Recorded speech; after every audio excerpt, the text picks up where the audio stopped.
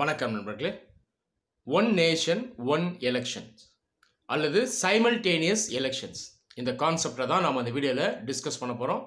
இப்போ ஒரு சில நாட்களாக இந்த ஒன் நேஷன் ஒன் எலெக்ஷன் அப்படின்ற விவகாரம் இந்தியாவில் அதிகமாக விவாதிக்கப்பட்டு வருது. இதை உத்து பார்த்தோம் அப்படின்னா இதை அரசியலாக்கிடுறாங்க.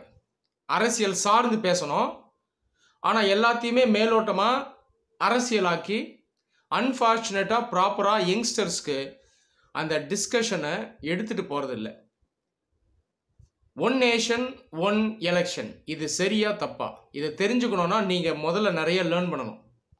அதை லேர்ன் பண்ணி அதுக்கப்புறம் நீங்களாக ஒரு முடிவுக்கு வரணும். இது சரியா தப்பா, இது ப்ரோக்ரெசிவான மூவா இல்லை ரெக்ரெசிவான மூவா. ஒருவேளை ப்ரோக்ரெசிவான மூவாக இருந்தால் அதில் எந்த மாதிரியான வீக்னஸ் இருக்குது, என்ன மாதிரியான ஷார்ட் கமிங்ஸ் இருக்குது, அதை எப்படி பெட்டராக இம்ப்ளிமெண்ட் பண்ணலாம்.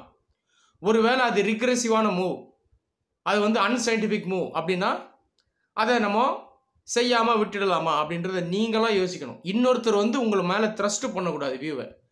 அந்த மாதிரி யாராவது ஒருத்தவங்க உங்களை த்ரஸ்ட் பண்ணுறாங்க, அதுக்கு நீங்கள் ஈல்டு ஆகுறீங்கன்னா நீங்கள் தோத்துட்டீங்கன்னு அர்த்தம். சரியா? அப்போது சரியாக நம்ம நாலேஜ் அப்டெயின் பண்ணணும், அரசியல் கற்றுக்கணும். ஆனால் நீங்களாக கற்றுக்கணும் எது உண்மை எது நிஜம் அப்படின்றத நடுநிலையாக கற்றுக்கணும். நடுநிலைன்றது வேற ஒன்றும் இல்லை, உண்மை தான் நடுநிலை. எது ரியாலிட்டியோ எது ரேஷ்னலோ அதன் பக்கம் நிற்கிறது தான் நடுநிலை. ஓகேவா? சரி, இப்போ ஒன் நேஷன் ஒன் எலெக்ஷன், இதை சைமல்டேனியஸ் எலெக்ஷன்ஸ் அப்படின்னும் நம்ம சொல்லலாம். சைமல்டேனியஸ் எலெக்ஷன்ஸ் அப்படின்றது இப்போ புது கான்செப்டாக நிறைய பேர் டிஸ்கஸ் பண்ணுறாங்க. இது புது கான்செப்ட் இல்லை. இந்தியா சுதந்திரம் வாங்கின அந்த காலத்திலிருந்து எலெக்ஷன் ஸ்டார்ட் பண்ணும்போது இந்த சைமல்டேனியஸ் எலெக்ஷன்ஸாக தான் சென்ட்ரல் லெவல்லையும் சரி ஸ்டேட் லெவல்லையும் சரி நடந்தது. அதாவது சென்ட்ரல் லெவலில் சொல்கிறது லோக்சபா எலெக்ஷன், ஸ்டேட் லெவலில் சொல்கிறது ஸ்டேட் லெஜிஸ்லேட்டிவ் அசம்பிளிஸ் எலெக்ஷன். நீங்கள் ஸ்டார்டிங் ஃப்ரம் 1951, 51, 56 அதுக்கப்புறம் அந்த எலெக்ஷன்ஸ் பார்த்தீங்கன்னா கன்சிக்யூட்டிவாக சைமல்டேனியஸ் எலெக்ஷன்ஸ் தான். ஆனால் அந்த ட்ரெண்ட் எப்போ பிரேக் ஆகுதுன்னு பார்த்தீங்கன்னா 1967, 68 பிரேக் ஆகுது. இந்த காலகட்டம் வரைக்கும் நீங்கள் உத்து பார்த்தீங்கன்னா சென்டர்லேயும் சரி ஸ்டேட்ஸ்லேயும் சரி இந்தியாவை ஆட்சி செஞ்ச முக்கியமான கட்சி இந்தியன் நேஷனல் காங்கிரஸ், ஐஎன்சி. இந்த 1960s பார்த்தீங்கன்னா நிறைய ரீஜனல் பார்ட்டிஸ் இந்தியா ஃபுல்லாக வருது. ஓகேங்களா? லெஃப்ட் ஆஃப் சென்டரும் சரி ரைட் ஆஃப் சென்டரும் சரி அவங்க டாமினேட் பண்ண ஆரம்பிக்கிறாங்க. உதாரணத்துக்கு ஸ்வதந்திரா பார்ட்டின்னு பார்த்தீங்கன்னா ஒரு ரைட் ஆஃப் சென்டர் பார்ட்டி. அது இப்போ டிஎம்கே இந்த மாதிரி பார்ட்டிஸ் எல்லாம் பார்த்தீங்கன்னா ஜஸ்ட் சென்டருக்கும் கொஞ்சம் லெஃப்டில் வரவங்க.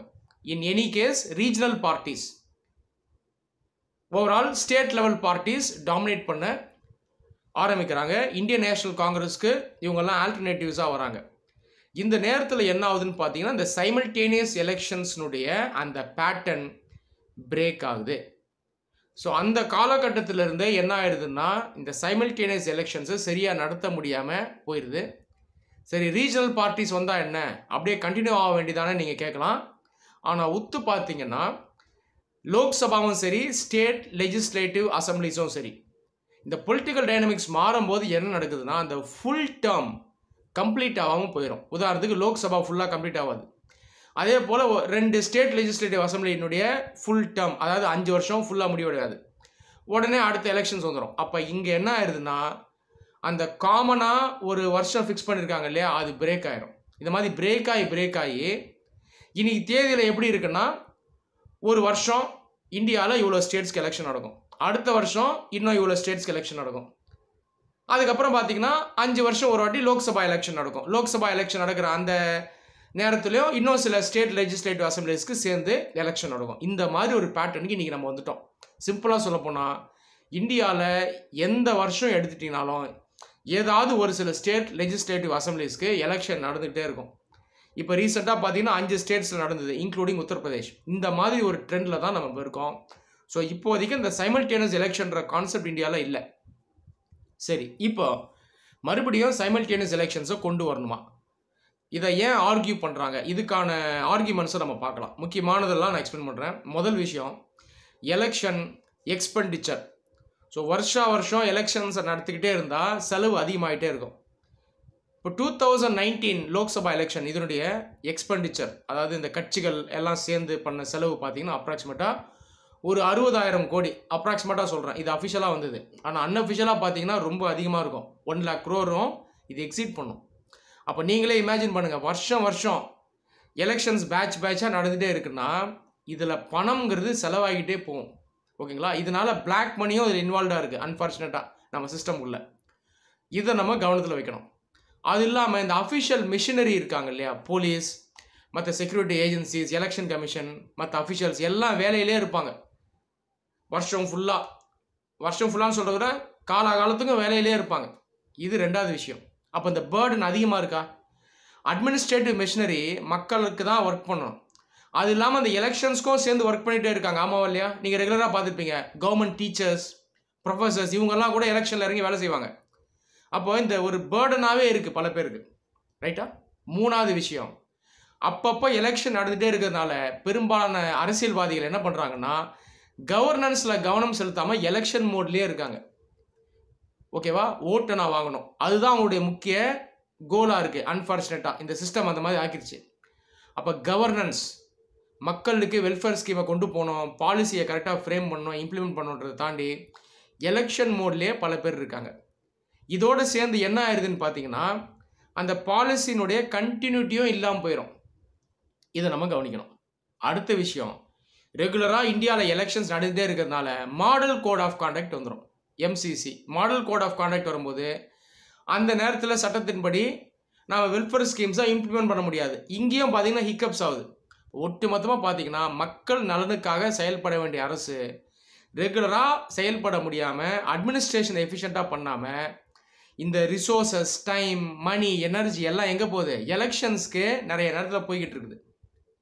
ஸோ இதெல்லாம் சைமல்டேனியஸ் எலெக்ஷன்ஸை மறுபடியும் கொண்டு வரணும் அப்படின்ற ஆர்குமெண்ட்டுக்கு வலு சேர்க்கக்கூடிய பாயிண்ட்ஸ். இதெல்லாம் முக்கியமான பாயிண்ட்ஸ். சரி, அப்படி இந்த பக்கத்துக்கு வரலாம். சைமல்டேனியஸ் எலெக்ஷன் இந்தியாவில் ஒத்து வராது அப்படின்னு ஆர்குமெண்ட் இருக்குது. இதையும் நம்ம பார்க்கலாம். சைமல்டேனியஸ் எலெக்ஷன் ஏன் ஒத்து வராது அப்படின்னு பார்த்தீங்கன்னா, இப்போ ஒரே நேரத்தில் லோக்சபாலே எலெக்ஷன் நடக்கும். இந்தியாவில் இருக்க எல்லா ஸ்டேட்ஸ் இதுக்கும் ஒரே நாளில் எலெக்ஷன் நடக்கும். இந்த மாதிரி நம்ம ஃபிக்ஸ் பண்ணிடுவோம். இதுதான் இந்த ஒன் நேஷன் ஒன் எலெக்ஷன் அப்படின்றது. இந்த இடத்துல ஒத்து பார்த்தீங்கன்னா அந்த இஷ்யூஸ் இருக்கு இல்லையா, ஒரு ஸ்டேட்டுக்கும் ஒரு இஷ்யூ இருக்கும், ஒரு மாநிலத்துக்கும் ஒரு பிரச்சனை இருக்கும். இதை வச்சு தான் அந்த மக்கள் ஓட்டு பண்ணுவாங்க. ஆனால் நீங்கள் ஒரே எலெக்ஷனாக கொண்டு வந்துட்டிங்கன்னா அந்த regional issue, state level issue இதெல்லாம் டைல்யூட் ஆயிரும். நேஷ்னல் இஷ்யூவோடு சேர்ந்து இது நீர்த்து போயிடும். நான் சொல்கிறது புரியுதா உங்களுக்கு? இந்த மாதிரி ஒரு விஷயம் ஏற்படக்கூடிய வாய்ப்பு இருக்குது. அதனால் இந்த ஃபெட்ரலிசம் இதில் அஃபெக்ட் ஆகக்கூடிய வாய்ப்பு இருக்குது. இந்த ஒன் நேஷன் ஒன் எலெக்ஷன் அப்படின்றதுனால நீங்கள் என்ன புரிஞ்சுக்கணும்னா, இப்போ ஒரே நாளில் நடத்திட்டிங்கன்னா டெலிபரேஷன் இருக்காது பெருசாக. ஜெனரலிஸ்டிக்காக இன்றைக்கி எலெக்ஷன் நடக்க போகுது இந்தியாவில் எல்லா ஸ்டேட்ஸ்க்கும். அது இல்லாமல் லோக்சபாவுக்கு எலெக்ஷன்ப்பா, ஓட்டு போடுங்க, ஆட்சி மாற்றம் வரணும், இப்படி தான் போகுமே தவிர இன்டெப்த்தாக டிஸ்கஸ் பண்ணுறதுக்கு நேரமே இருக்காது. இதுதான் முக்கியமாக கவனிக்கணும். 140 கோடி பேர் இருக்கக்கூடிய நாட்டில் டெலிபரேஷன்ஸே பெருசாக நடக்காமல் எலெக்ஷன் நடந்ததுன்னா அதுவும் ஆபத்து இல்லையா? இது சைமல்டேனியஸ் எலெக்ஷன்ஸ்க்கு எதிராக இருக்கக்கூடிய ஒரு முக்கியமான ஆர்குமெண்ட். ரெண்டாவது, சைமல்டேனியஸ் எலெக்ஷன் வரும்போது மக்கள் தங்கள் அறியாமலே என்ன பண்ணுவாங்கன்னா, சென்ட்ரலில் இருக்கக்கூடிய முக்கியமான பார்ட்டி இருக்கு இல்லையா, சென்ட்ரல் லெவலில் இருக்கவங்க, அதாவது ஆல் இண்டியா லெவலில் இருக்கவங்க, அந்த கட்சியே ஸ்டேட் லெவல்லே ஓட்டு போடுறதுக்கு வாய்ப்பு இருக்குது. அந்த மாதிரி ஒரு பிம்பம் உருவாயிரும். இப்போ சென்ட்ரல் கவர்மெண்ட்டுக்கு நம்ம இந்த கட்சிக்கு ஓட்டு போடுறோம், அதே கட்சி நம்ம ஸ்டேட்லேயும் இருக்குது. ஏன் நம்ம ஸ்டேட்லேயும் அவங்களுக்கும் ஓட்டு போட்டுறக்கூடாது? அப்போ நம்ம ஸ்டேட்டுக்கும் சேர்த்து நல்லா பண்ணுவாங்க இல்லையா? ஒட்டு மொத்தமாக இவங்களே இருந்துட்டு போட்டோன்னு சொல்லி யோசிக்கக்கூடிய வாய்ப்பு இருக்குது. இது ஆக்சுவலாக உண்மை தான். இதுக்கு ஸ்டடீஸே நடத்திருக்காங்க வேர்ல்டு வைடு. அந்த இடத்துல நிறைய நடத்தும் பொழுது அந்த ஸ்டடீஸ் என்ன சொல்லுது அப்படின்னா, இந்த மாதிரி சைமல்டேனியஸ் எலெக்ஷன் வைக்கும்போது மக்கள் ஒரே கட்சிக்கு ஓட்டு போடக்கூடிய வாய்ப்பு இருக்குது அப்படின்னு அதில் சொல்கிறாங்க. இதில் ஒத்து பார்த்தீங்கன்னா, இது இல்லாமல் இந்த மாதிரி ஓட்டிங் பேட்டர்ன் வரும்போது இந்த சிறிய கட்சிகள் இருக்காங்க இல்லையா, both state level and national level, இந்த சிறிய கட்சிகளும் மெயினாக அஃபெக்ட் ஆகிடுவாங்க. காரணம் என்ன அப்படின்னா, ஒரே நாளில் எலெக்ஷன் நடக்கும், இவங்களால பெருசாக இறங்கி ஒர்க் பண்ண முடியாது. இந்த பெரிய கட்சிகள் ஸ்பெண்ட் பண்ணுறது ஈக்குவலாக இவங்களால ஸ்பெண்ட் பண்ண முடியாது. அதே போல் அவங்க பண்ணுற ப்ரொப்பகேண்டா ஸ்ட்ராட்டஜி இதுக்கும் இவங்களால ஈக்குவல் பண்ண முடியாது. அப்போ இந்த சின்ன சின்ன கட்சிகள்லாம் பார்த்தீங்கன்னா மார்ஜினலைஸ் ஆகிடும். அப்போ மக்களுடைய ஒட்டுமொத்தமான ரெப்ரசன்டேஷன் ஸ்டேட்லேயும் சென்ட்ரல்லையும் இருக்குமா அப்படின்னு பார்த்தீங்கன்னா அந்தளவுக்கு இருக்காது. இது இன்னொரு ப்ராப்ளம். இது இல்லாமல் இந்த சைமல்டேனியஸ் எலெக்ஷன்ஸை சாத்தியமாக்கணும்னா கான்ஸ்டியூஷனல் அமெண்ட்மெண்ட்டு கொண்டு வரணும். இங்கே ஒத்து பார்த்தீங்கன்னா இப்போ ஒரு அசம்பிளி இருக்குன்னா அதுக்கு 5 வருஷம் டேர்ம் இருக்குது. இப்போ அது 5 வருஷத்தை ஃபிக்ஸ்டாக இந்தியா ஃபுல்லாக வச்சிங்கன்னா தான் சைமல்டேனியஸாக எலெக்ஷனை நடத்த முடியும். ஆமாவா இல்லையா? ஒரு வேளை நடுவிலேயே ஒரு ஆட்சி கவிழுது, நோ கான்ஃபிடன்ஸ் மோஷன் எடுத்துகிட்டு வராங்க, அவங்க பாஸ் பண்ணல, ஃபெயில் ஆகிட்டாங்கன்னா ஆட்சி மாறிடும்ல, மறுபடியும் எலெக்ஷன்ஸ் வரும்ல. இந்த மாதிரி இல்லாமல் பார்த்துக்கணும். அப்போ அதுக்கு சட்ட ரீதியாக சீர்திருத்தம் கொண்டு வரணும். எப்படி கொண்டு வரணும்னா, ஒரு கட்சி இருக்காங்க, அவங்க அந்த ஸ்டேட்டில் ஆட்சி செய்கிறாங்க. இப்போ ஆட்சியிலேருந்து அவங்க விலகி வருவாங்கன்ற பட்சத்தில் கூட எப்படி என்ஷோர் பண்ணணும்னா ரெடிமேடாக இன்னொரு ஆப்போசிஷன் இருக்கிற மாதிரி பார்க்கணும். அப்போ தான் அந்த கண்டினியூஸாக அந்த கவர்மெண்ட் இருக்கும். அப்போ இந்த கட்சி ஆட்சியிலேருந்து விலகினாலும் இன்னொரு ஆல்டர்னேட்டிவ் ரெடியாக இருக்கணும். அவங்க உடனடியாக அந்த ஆட்சியை கண்டினியூ பண்ணி போய் அந்த டேர்மை முடிக்கிற மாதிரி இருக்கணும். இந்த மாதிரி மாற்றத்தை நம்ம கொண்டு வரணும். இதுலேயும் சிக்கல் இருக்குது. இந்த மாதிரி மாற்றத்தை கொண்டு வரதுக்கு ஆல் இண்டியா லெவலில் கட்சிகள் ஒத்துக்க மாட்டாங்க. இந்த மாதிரி ப்ராக்டிக்கலாக நமக்கு டிஃபிகல்ட்டி இருக்குது. என்னை பொறுத்த வரையில் சைமல்டேனியஸ் எலெக்ஷன் அப்படின்றது ஒரு ப்ரொக்ரெசிவ் கான்செப்ட் தான். ஆனால் இப்போ இந்த டைமில் உடனடியாக அதை இம்ப்ளிமெண்ட் பண்ணுறது அப்படிங்கிறது சரியில்லை அப்படின்னு நான் சொல்லுவேன். இது ஏதுவான நேரம் கிடையாது. இன்னும் மக்களுக்கு இது சம்மந்தமாக அவேர்னஸ் இல்லை. இன்னும் எலெக்ஷன் கமிஷன் என்ன பண்ணணும்னா அடிக்குவேட் சேஃப் கார்ட்ஸ் கொண்டு வரணும். எல்லா கட்சிகளுக்கும் பேரிட்டி கொண்டு வரணும், ஈக்குவாலிட்டி என்ஷோர் பண்ணணும். இதெல்லாம் முதல்ல பண்ணணும். பண்ணதுக்கப்புறம் அந்த ஒரு நேரம் வரும்பொழுது அந்த சரியான தருணத்தில் சைமல்டேனியஸ் எலெக்ஷன்ஸை இந்தியாவில் கொண்டு வராங்க அப்படின்னா அது ஒரு சரியான முடிவாக இருக்கும். திடுதிப்புன்னு கொண்டு வர்றது கண்டிப்பாக ஒரு சரியான முடிவாக இருக்காது. நன்றி.